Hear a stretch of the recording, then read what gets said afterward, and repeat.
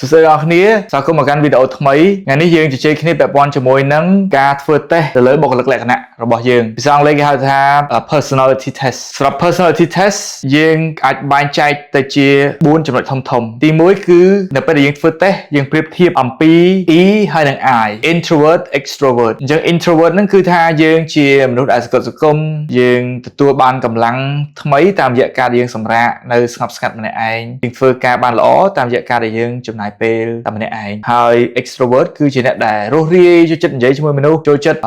លេងសើចជជែកគ្នាច្រើនបង្កើតមិត្តភាពក៏ស្រួលនឹងគេហៅថា extrovert ហើយចំណុចមួយទៀតគឺ N ហើយនិង S N គឺ intuitive ហើយ S គឺ អញ្ចឹងបើសិនជាយើងជាអ្នកដែលជួយចិត្តគិតសម័យពីសាច់រឿងពីអត្ថន័យយើងប្រហែលជា N តែបើសិនយើងជួយចិត្តគិតអំពីថាមានហេតុការអីបន្តទៅទៀតយើងជួយចិត្តសង្កេតយើងជួយចិត្តស្វែងយល់អាហ្នឹងយើងប្រហែលជា S មួយចំណុចទៀតគឺ thinking ហើយនិង feeling អ្នកដែលជួយចិត្តប្រើខួរក្បាលក្នុងការសម្រេចចិត្តនិងអ្នកជួយចិត្តប្រើចិត្តក្នុងការសម្រេចចិត្តយើងគេហៅថាយើងតាមអារម្មណ៍ទាំងពីរមិនមានមួយណាល្អជាងមួយណាមិនមានមួយណាអាក្រក់ជាងមួយណាទេគ្រាន់តែជារបៀបដែលមនុស្សយើងគិតឲ្យឲ្យតម្លៃផ្ដោតប្រហែលជា feeling ជាអ្នកដែលផ្ដោតទៅលើចំណាប់អារម្មណ៍របស់អ្នកដទៃផ្សេងទៀតតែគេគិតមិនបើខ្ញុំសម្រេចចិត្តអញ្ចឹងតែអ្នកដទៃផ្សេងទៀតគិតមិនហើយម្នាក់ទៀតជា thinking ហើយគេគិតថាអានេះត្រូវអានេះមិនត្រូវគិតលក្ខណៈបែប logic អញ្ចឹងចំណុចមួយទៀត judging ហើយនិង perceiving អញ្ចឹងបើនិយាយអំពីភាពខុសគ្នារវាងទាំងពីរហ្នឹងអ្នកដែលចូលចិត្តរៀបចំផែនការអ្នកដែលចូលចិត្តរៀបចំជំហានដើម្បីធ្វើកិច្ចការងារជំហានទី1ទី2ទី3ទី4អ្នកនោះជាប្រភេទ judging ហើយអ្នកដែល spontaneous គឺថាចូលចិត្តធ្វើអានេះធ្វើអានោះនឹកឃើញធ្វើអានេះនឹកឃើញធ្វើអានោះពីអ្នកដែលសម័យហក់លោតច្រើនគឺ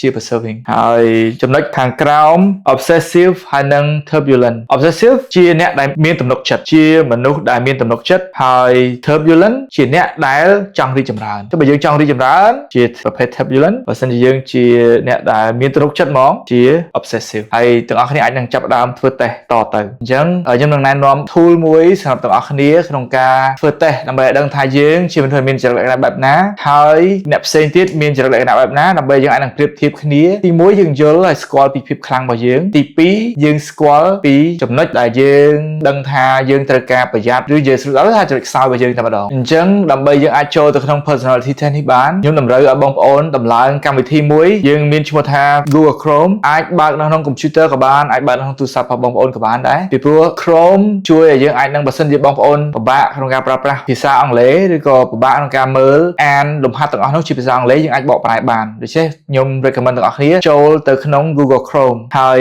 អញ្ចឹងខ្ញុំនឹងបង្ហាញអ្នកនរគ្នាពីរបៀបប្រើគឺទី1យើងស្វែងរកមើលកម្មវិធី Google Chrome មានដូចរូបភាពមួយនេះហើយយើងអាចបើកវាមកតមកយើងអាចចូល Google ហើយនៅក្នុង Google ទាំងអស់គ្នាអាចថែពាក្យថា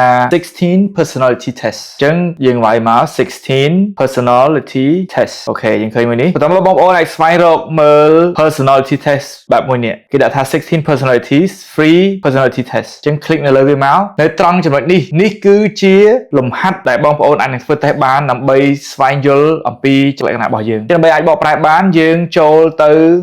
សញ្ញា3ចំណុចហើយ click translateអញ្ចឹងនៅក្នុងនោះវានឹងមានអង់គ្លេសខ្មែរបើសិនជាអត់មានទេគឺអាចដាក់បន្ថែមបាននេះជា personality test របស់យើងអញ្ចឹងទាំងអស់គ្នាអាចឆ្លើយនឹងសំណួរទាំងអស់ហ្នឹងអញ្ចឹងយើងមានសំណួរថាយល់ព្រមនិងមិនយល់ស្របមែនទេអញ្ចឹងបើឧទាហរណ៍សំណួរទី1គេដាក់ថាអ្នកបង្កើតមិត្តថ្មីជាប្រចាំតើចរិតលក្ខណៈរបស់យើងចូលចិត្តបង្កើតមិត្តថ្មីជាប្រចាំឬអត់ឬក៏យើងមិនសូវជាអ្នកដែលទៅបង្កើតមិត្តអីទេបើយើងចូលចិត្តបង្កើតមិត្តភាពជាប្រចាំយើងចុចទៅតែបើអត់ទេយើងដាក់មិនយល់ស្របសំណួរទី2គេសួរថាគំនិតស្មុគស្មាញនិងបន្លំលោកធ្វើឲ្យអ្នករំភើបជាងគំនិតសាមញ្ញបើយើងចូលចិត្តគិតបែបបន្លំលោកហើយការបកប្រែនេះខ្ញុំគិតថាវាមិនត្រូវ 100% ទេប៉ុន្តែយើងអាចយល់បានបើយើងអាចឆ្លើយតបទៅលំហាត់នេះបានអញ្ចឹងបើសិនជាយើងគិតថាយើងចូលចិត្តរឿងបន្លំលោកការគិតបែបស៊ីជម្រៅយើងអាចចុចយល់ស្របអញ្ចឹងទៅហើយយល់ស្របវាមានកម្រិតនៃការយល់ស្របរបស់យើងតែយើងចង់បានប្រមាណកម្រិតអញ្ចឹងក្រោយពេលដែលយើងបានធ្វើតេស្តអស់លំហាត់យើងហើយដល់ផ្ទាំងចុងក្រោយជាផ្ទាំងទី10នៅពេលដែលទាំងអស់គ្នាបានធ្វើលំហាត់ទាំងអស់រួចរាល់ហើយអញ្ចឹង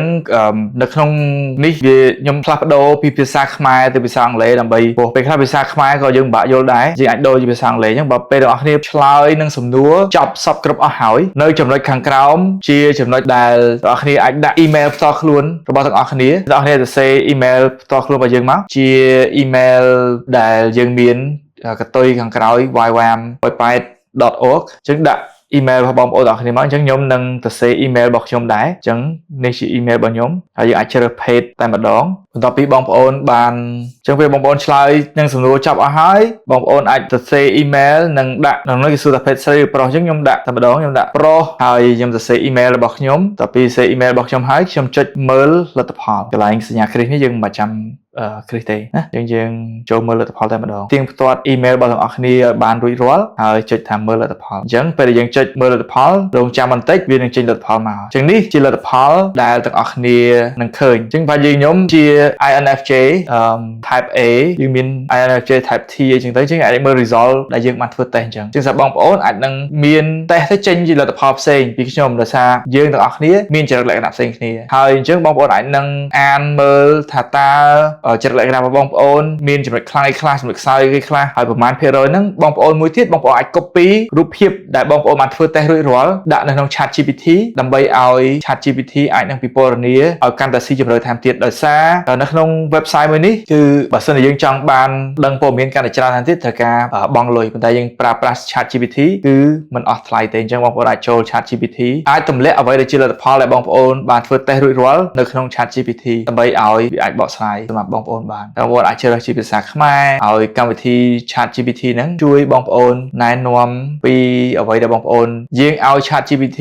ណែនាំយើងអំពីចរិតលក្ខណៈដែលយើងធ្វើតេស្តបានហ្នឹងអញ្ចឹងសង្ឃឹមថាបងប្អូនអាចនឹងស្គាល់ពីខ្លួនឯងកាន់តែច្បាស់ថែមទៀតក៏ពីចរិតលក្ខណៈថែមទៀតហើយមួយទៀតយើងអាចនឹងប្រៀបធៀបចរិតលក្ខណៈរបស់យើងជាមួយនឹងបងប្អូនដទៃផ្សេងទៀតដែរថាតើខ្ញុំហើយនឹងបុគ្គលម្នាក់ទៀតជាមិត្តសម្លាញ់របស់យើងថាតើចរិតលក្ខណៈរបស់គាត់អីគេចរិតលក្ខណៈរបស់ខ្ញុំអីគេហើយយើងដាក់បញ្ចូលគ្នាមើលតើស្អីដែលយើងអាចធ្វើបានល្អជាមួយនឹងគ្នាអីគេដែលជាចំណុចប្រឈមដែលយើងត្រូវការរៀនធ្វើការជាមួយនឹងគ្នាពីព្រោះពេលខ្លះនិយាយថាខ្ញុំធ្វើការជាមួយនឹងនេះដល់សូវត្រូវគ្នាសោះធ្វើមួយម្នាក់នោះដូចជារៀងងាយស្រួលជាងអញ្ចឹងបងប្អូនសូមសាកល្បងហើយគិតមើលអំពីចំណុចទាំងអស់ហ្នឹងចឹងបងប្អូនអាចចាប់ដើមធ្វើតេស្តដូចតទៅ